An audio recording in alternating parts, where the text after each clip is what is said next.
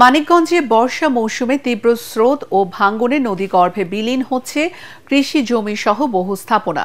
এবারও 5 উপজেলার অন্তত 64 এলাকা নদী ভাঙ্গনে ঝুঁকিতে রয়েছে। এর প্রভাবে নিঃস্ব হচ্ছে নদী পাড়ের বাসিন্দারা।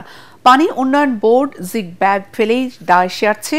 অন্যদিকে দ্রুত স্থায়ী বাঁধ নির্মাণের দাবি এলাকাবাসীর।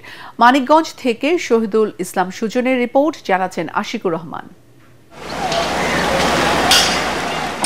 গত এক দশকে মানিকগঞ্জের দৌলতপুর, শিবালয়, হরিরামপুর, ঘিওর ও সদর উপজেলার 42টি শিক্ষা প্রতিষ্ঠান, ফসলি জমি ও বসতবাড়ি নদীগর্ভে বিলীন হয়ে গেছে।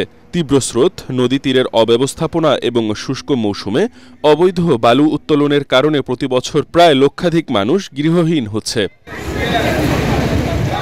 এদিকে ভাঙনের প্রভাবে ফেরিঘাট নদীগর্ভে বিলীন হওয়ার কারণে ব্যাহত হচ্ছে ফেরি ও লঞ্চ চলাচল।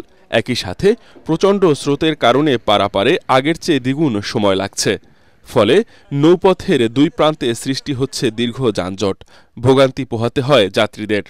ভাঙনের সময় আমি দোকান আছিলাম, দোকান থেকে আইসা দেখি কি এটা চুর ফাটার মতন ধরছে।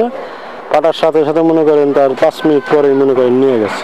তীব্র স্রোতের কারণে আপনার ঘাটে ভাঙন ধরেছে, এটা নিয়ে আমরা শঙ্কায় আছি। নদী ভাঙা আগের থেকেই পরিকল্পনা নাই, কোথায় ভাঙছে, কোথায় মেরামত করতে হবে, এটা নিয়েও কোনো নাই। মনে করেন সবাই দায়ী। পরিস্থিতি মোকাবেলায় ভাঙন কবলিত এলাকায় জরুরি ভিত্তিতে জিওব্যাগ ফেলার উদ্যোগ নিয়েছে পানি উন্নয়ন বোর্ড। আমরা পানি উন্নয়ন বোর্ড যে সমস্ত স্থানে অতি ঝুঁকিপূর্ণ স্থান রয়েছিল, অর্থাৎ সরকারি বেসরকারি বিভিন্ন গুরুত্বপূর্ণ স্থাপনা ছিল পানি উন্নয়ন বোর্ডের আওতাধীন, সেই জায়গাগুলো আমরা ইতিমধ্যে আপৎকালীন কাজের মাধ্যমে আমরা নদীগর্ভে বিলীন হওয়া থেকে রক্ষা করতে পেরেছি।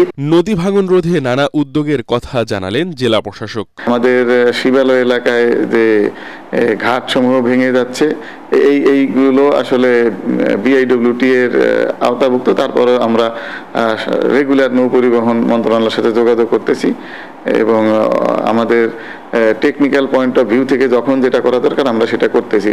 সমস্যা সমাধানে স্থায়ী বাঁধ অথবা নদীরক্ষা প্রকল্প গ্রহণের দাবি এলাকাবাসীর।